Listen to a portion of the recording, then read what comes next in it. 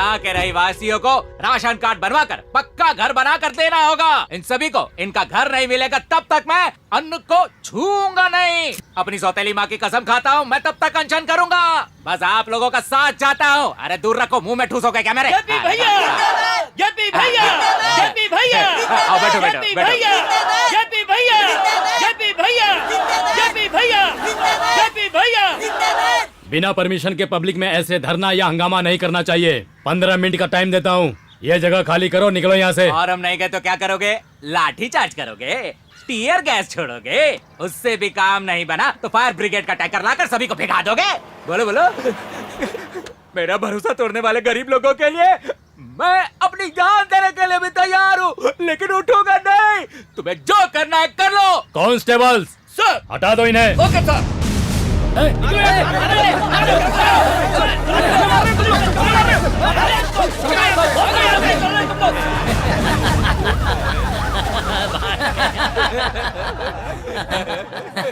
आए थे हमें भगाने, भाग गए ये लोग।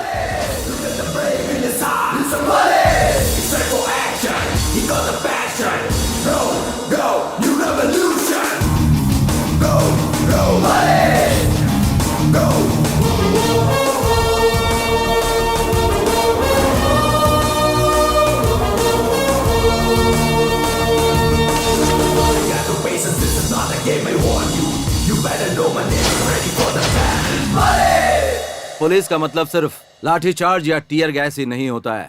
तुम्हें पता है, अगर हम फैसला कर लें तो हमारी ताकत क्या होती है? कहो तो दिखाएं।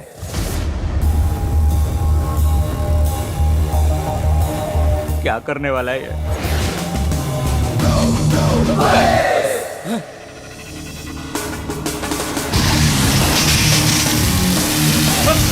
अरे बाप रे, क्या हो रहा है?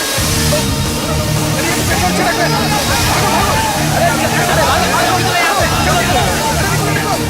अरे यहाँ से इधर से निकलो, चलो। अरे अपनी जान बचाओ भाई, बैठे हुए हो, निकलो यहाँ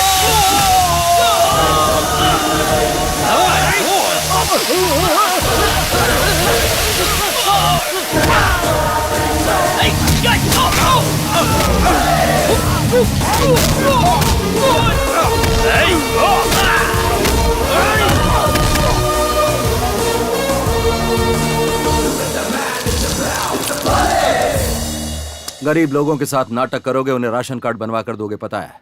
और उसी राशन कार्ड के जरिए अपना वोट बैंक बनाओगे, ये भी पता है। जानता हूं तेरा साला बहुत बड़ा बिल्डर है, लेकिन उसमें पैसा सब तेरा है। जनता के लिए तो मर जाएगा, कहा था ना? क्या हुआ, डर गया? जनता के प्रति ईमानदार रहने वाले, उनके लिए अपनी जान देने वाले लोग तुझ जैसे नहीं होते हैं, उनके जैसे होते हैं। धरने पर बैठने वाला कभी राजनेता नहीं होता, और अनशन करने वाला हर आदमी महात्मा नहीं होता। मेरे झंडे की असली ताकत देखे बिना बात कर रहे हो तुम? मेरे पास 10,000 कार्यकर्ता है, 100 एमएलए है, मेरे पास 20 एमपी है। एक राजनेता से टकरा रहे हो, सड़क पर आ जाओगे तुम। हमारे डिपार्टमेंट में कितने पुलिस वाले हैं पता है? होमगार्ड से लेकर डीजीपी तक कुल 1,10,000। अगर इन सब ने मिलकर एक साथ बंदूकें उठा ली तो जरा सोच के देख क्या होगा। तुझ जैसे नेताओं की धज्जियां उड़ जाएंगी। चिल्ला मत, ये असेंबली नहीं है और ना ही मैं कोई स्पीकर हूं, पुलिस हूं। असिस्टेंट कमिश्नर ऑफ पुलिस शरद चंद्रा। आजकल कहां पर है ये? आपके मंत्री बनते ही उसे ओडिशा बॉर्डर पर ट्रांसफर कर दिया। इस केस को डील करने वाला सही बंदा है ये। बुलाओ इसे।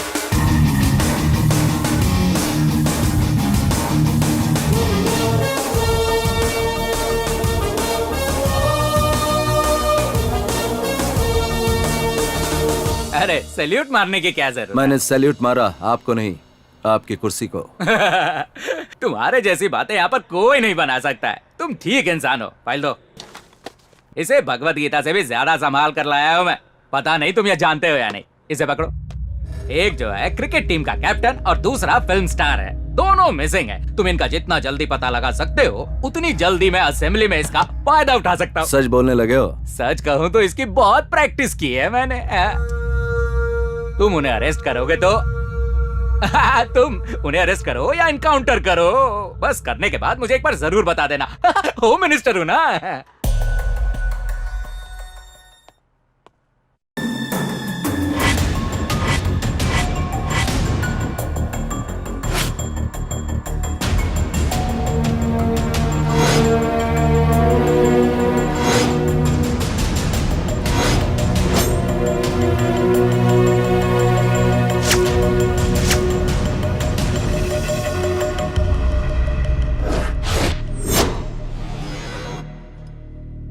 नौ mm 500 metre range German made Walther pistol से निकली है ये गोली। ऐसे खतरनाक वेपन्स सिटी में इल्लीगली डील करने वाले कुल कितने लोग हैं? 3 लोग हैं सर, उसमें से 2 लोग तो आर्थर रोड के जेल में हैं सर। तीसरे आदमी को भी अरेस्ट किया था सर, लेकिन वो भाग गया। किस स्टेशन से? Rajendra Nagar police station.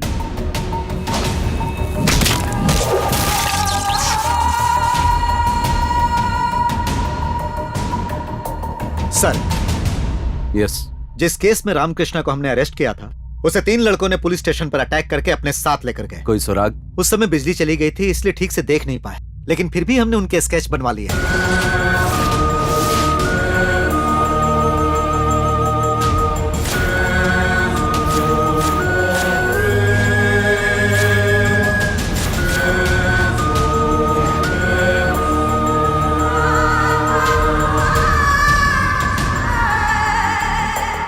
दही हांडी के उपलक्ष्य में आए हुए सभी भक्तजनों का हम हार्दिक अभिनंदन करते हैं। हमारे सामने 40 फीट की ऊंचाई पर एक हांडी है। जो इस 40 फीट की ऊंचाई पर लटकी हांडी को तोड़ दिखाएगा, उसे राणा जी के हाथों से 10 लाख रुपए का पुरस्कार दिया जाएगा।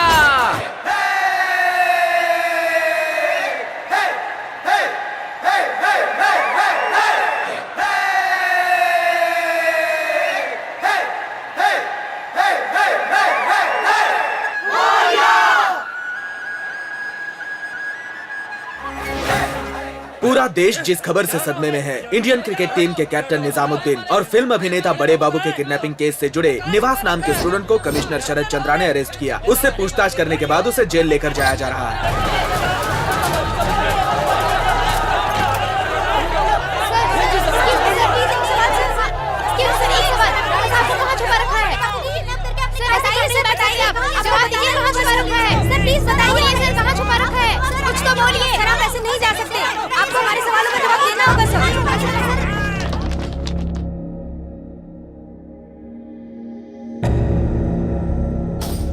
एक मामूली सा स्टूडेंट, पुलिस स्टेशन पर attack, weapons purchase, kidnapping of celebrities, friends murders, ये सब क्या है? चुप रहना मेरे सवाल का जवाब नहीं है। Come on, speak out. अब तक मैं तुम्हें एक स्टूडेंट की तरह ट्रीट कर रहा हूं। अगर कोई और क्रिमिनल होता तो? अगर सच्चाई जानना चाहते हैं तो 4 दीवारों के पीछे नहीं, लाखों स्टूडेंट्स के सामने आएगी। लाइव टेलीकास्ट अरेंज करो। लाइव है? लेकिन ये कैसे हो सकता है? लॉ एंड ऑर्डर का प्रॉब्लम होगा। उसने फोन परमिशन के लिए नहीं किया था सर, तो फिर? इन्फॉर्मेशन देने के लिए किया था। हाँ। लाइव तो कब का शुरू हो चुका है।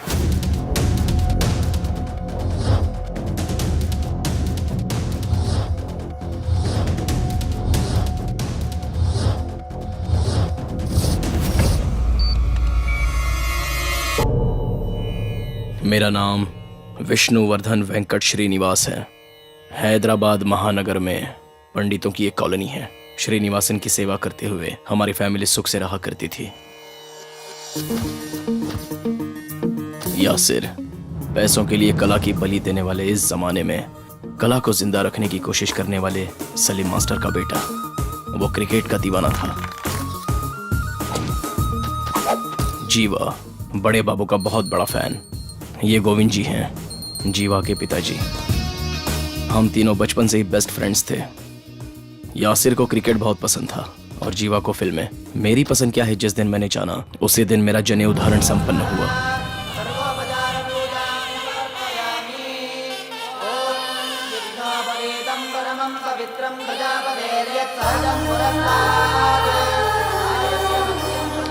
शतमानस भवति शतायुग पुरुष ततेन्द्रिय आयुष्येवेन्द्रिय प्रतिष्ठति। चिरंजीवी भव। राणा जी जिंदाबाद, राणा जी नमस्ते जी। राणा जी आइए।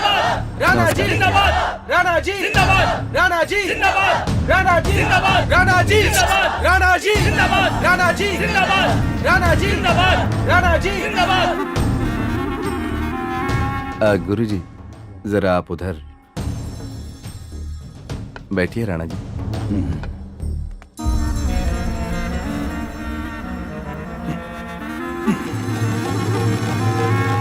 ए जूनियर पंडित जी, तुम क्या पढ़ते हो? वेद। तुम भी अपने पिता की तरह पुजारी बनना चाहते हो? डॉक्टर या इंजीनियर नहीं बनोगे? पहले तो मैं इंजीनियर ही बनना चाहता था, लेकिन आपको देखने के बाद मैं आपसे भी बड़ा नेता बनना चाहता हूँ। शाबाश बेटा। जल्दी ला। शाबाश। हम तीनों की दिशाएं भले ही अलग अलग थीं, लेकिन हम एक ही साथ रहे और एक ही साथ बड़े हुए। नेता बनने के लक्ष्य की पहली सीढ़ी स्टूडेंट्स एक्शन कमेटी प्रेसिडेंट के तौर पर मैं उस दिन चुना गया था। थैंक्स यार। इस खुशी के मौके पर ना पार्टी तो बनती है। चलो पार्टी करते हैं। हाँ चलो चलो पार्टी करते हैं। फिल्म देखने चलते हैं। मैं इसलिए नहीं जीता कि डिस्को या फिल्म देखने जाया करूंगा। लीडर राणा जी के बताए रास्ते पर चलना चाहता हूँ। उनके आशीर्वाद से मुझे भी एक राजनेता बनना है। चलो चलते हैं। ए, निवास तुम क्या पागल हो गए हो? वैसे भी स्टूडेंट पॉलिटिक्स से तुम्हारी पढ़ाई बर्बाद हो चुकी है और अब तुम नाना जी के रास्ते पे चलना चाहते हो। कुछ सब्जेक्ट तुमने अभी तक क्लियर नहीं किए, फिर भी ये राजनीति और नाना जी। ये क्या कह रही हो तुम? राणा जी मेरी इंस्पिरेशन है। निवास समझ नहीं आता, इतनी सारी किताबें पढ़ने के बाद भी इंस्पिरेशन लेने के लिए और कोई कैरेक्टर नहीं मिला। मुंह बंद करो, जब देखो तब लेक्चर। चलो रे।